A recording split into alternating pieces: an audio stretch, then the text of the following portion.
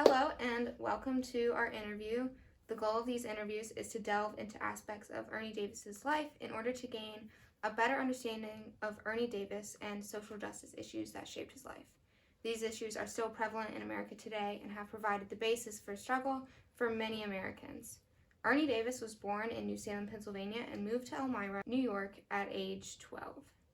Most known for his football career, he was the first African American to be awarded the Heisman Trophy in 1961, and he was the first pick in the 1962 NFL Draft. He was diagnosed with leukemia in 1962 and never played a professional football game.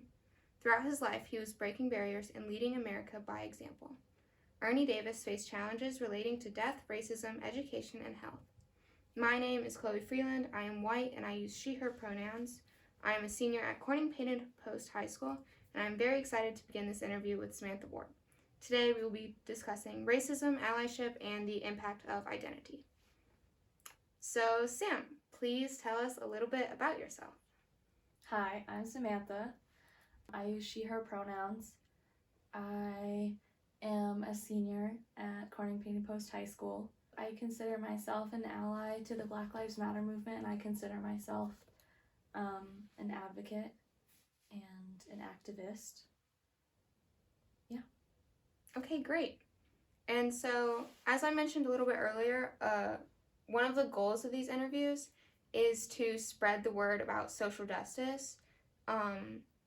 Knowing how and why you became involved in the Black Lives Matter movement is vital for being able to spread awareness to others. So I would like you to explain how you became involved in the movement and why you participate.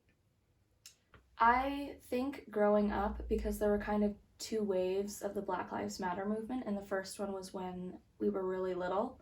Not really little, but we were younger, and I didn't really understand what it was. I kind of it's just Black Lives Matter movement were just words that kind of floated around in my household and in my environment. But I always was taught that everybody is equal and everybody deserves the same things.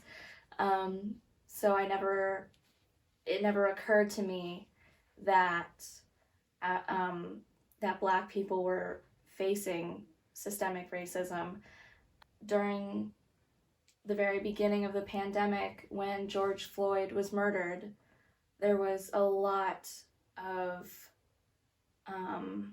aftermath with that.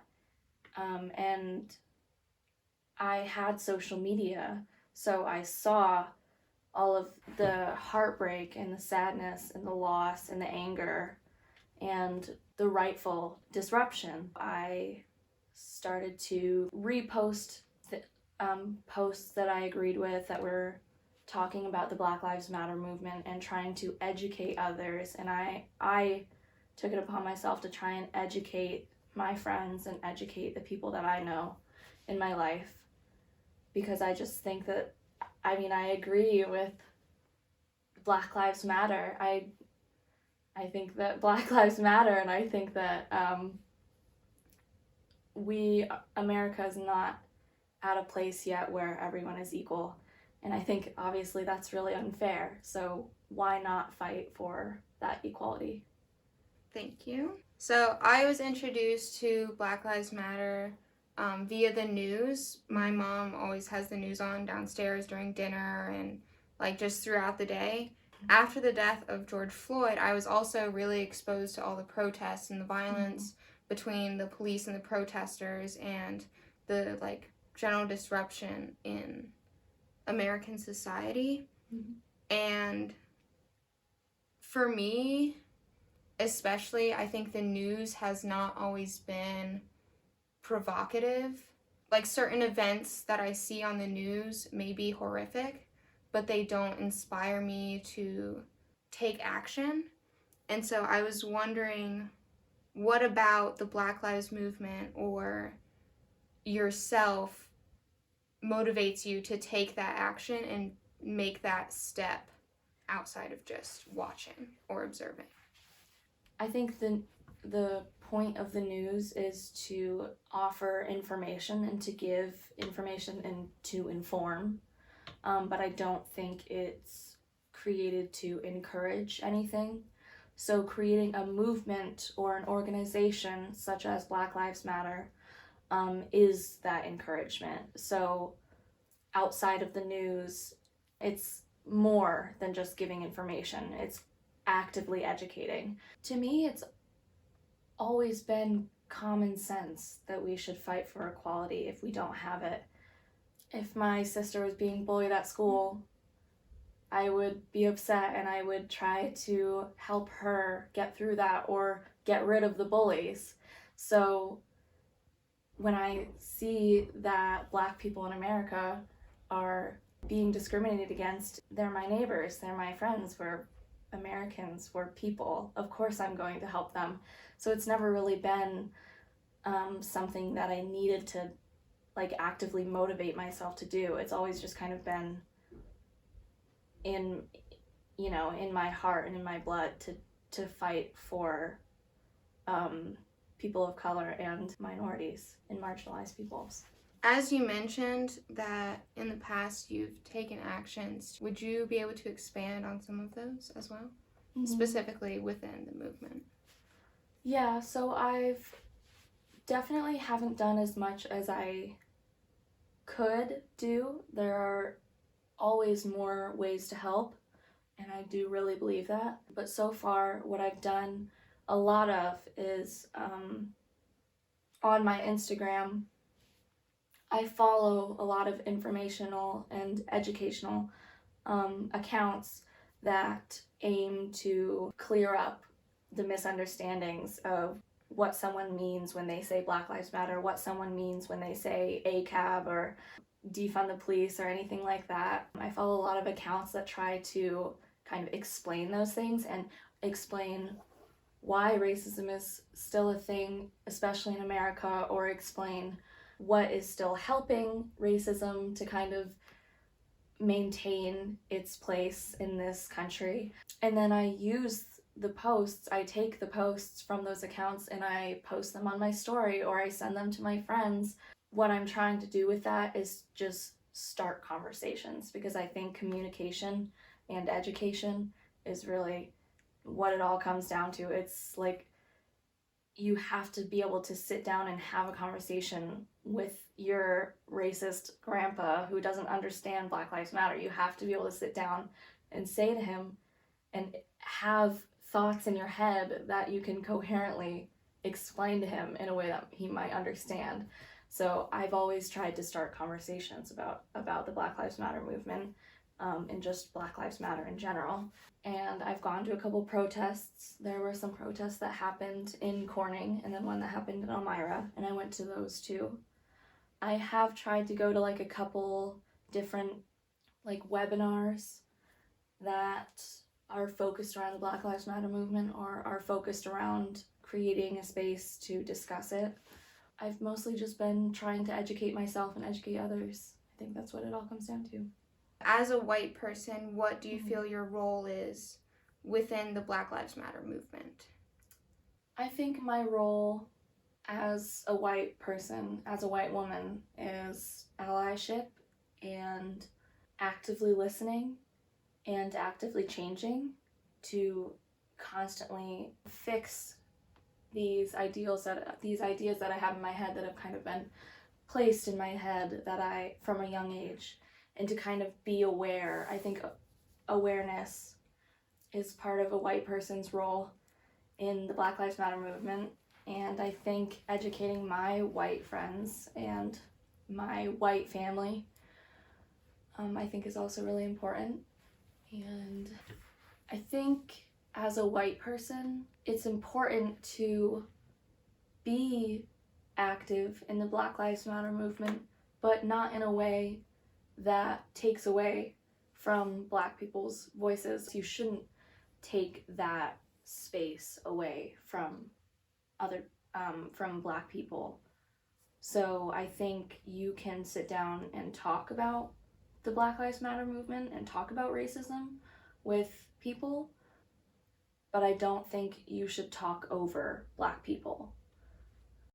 And asking questions too. I think asking Black people how they feel about this. There's a fine line between trying to help a friend helping them when they didn't ask for help, you know? Oh, right. Yeah. So I think it doesn't hurt to ask a community, should I be fighting against this thing that happened to you, like this specific thing that happens to you, or should I not? Because I don't want to be trying to help you with this when you don't need it, you know? So I think as a white person, you should definitely be kind of making sure that what you're fighting for is what Black people really want you to fight for. Right. And you're not misinterpreting them or their message along the way. And then if you realize you have misinterpreted something, taking responsibility as well, and, you know, maybe apologizing or just flat out admitting that you were wrong about something. Or, like, I think, you know, like, swallow your pride and be okay with change. How do you educate yourself, and how do you think this education kind of changes your perspective? I'm a firm believer, and I always will be, that knowledge is power. I think that's a really strong statement, and I think it's true. I think reading books that are focused around racism or systemic racism, like White Fragility, what you were reading about, or Sarah gave me a book that's called, like, So You Want to Talk About Race, which I'm really excited to read. And I think going on social media and having conversations is fantastic, and I love social media for it. Once you see a post and then you go into the comments on that post and then you have a conversation with someone in the comments for a couple days, and you leave with 100 comments between the two of you, I think that's fantastic, and I think that's a great way to have conversations especially if you aren't really able to have conversations with your family or with your friends. It's really good to be able to build up your vocabulary and build up your knowledge on the subject with other people. So I think social media, following accounts that are about Black Lives Matter, that are about fighting racism, that are about helping marginalized people from a place of white privilege, I follow accounts like that as well. So I'd say social media, books, or articles, or magazines, or stories, or anything like that, just reading is helpful, because you may find something that you hadn't really thought about before, and maybe for the longest time you've been contributing to a microcosm where maybe you think it's okay to touch a Black person's hair because it's really pretty and you just want to go touch it. Well, that's an invasion of space. That's an invasion of their personal space, and maybe you had never thought about that before. Maybe you had never thought about I don't think younger people do this, but I definitely think older generations think it's normal to go and pet someone's hair and be like, oh, your hair is so pretty, it's so exotic, but I think if you were to hear a story from a Black voice about how it makes them uncomfortable, or how they don't like it, or how they don't like being told their hair looks exotic, and then you had never thought about that, and then you realize, oh my God, I've been doing that all my life, and then you don't do it anymore because you heard that story. Right. I think that's, again, that comes right back to knowledge is power, to recognizing whether what you're doing is okay or not. And I think that's right. And being aware of your own actions that you read. Yeah, I think that's a great first step, or second step, or any step. I think that's just a great step to make. So I think many people, and myself included, I can read something and it could literally be about me, and I might not even know or recognize. Yes, actively or be aware that, I agree with you. Yeah, listening to others is just so important. When you get into an argument with someone, or when you don't agree with someone, don't read their response and only think about how you're going to respond to it. Read it, think about what they're saying, think about their perspective, and then respond with that knowledge. You shouldn't you shouldn't think about what you're going to say next when someone's talking.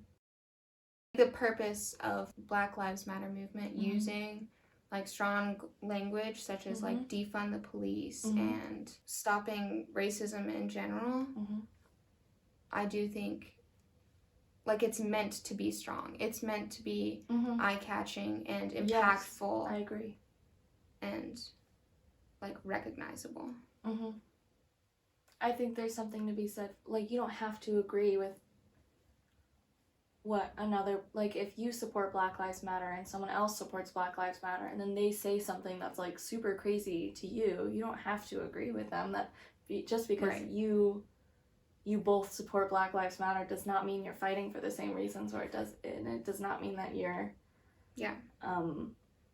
guys are the same person. So I don't think you should be afraid to identify as like a supporter of the Black Lives Matter movement or of ending racism or anything like that. Ending racism and equality is the message, and the different ways of getting there are all. There's so many subcategories. Yeah, there's so many ways that we have to get there. So many things that we have to start doing or do better to get there. This is it. Thank you for talking with me. You're welcome. It was fun. It was very nice to get to have this conversation with someone. As some ending thoughts, I was wondering if there was anything you would like to add or talk about specifically, anything that you think is significant. I would say simply Black Lives Matter. I watched this YouTuber. Their name is The Queer Kiwi, I think is their YouTube channel. And they start their YouTube videos off with like, guys, gals, and non-binary pals, hope you're doing well, hope you're fighting, because there's a lot to be fighting for. And I think that's that's really nice to hear.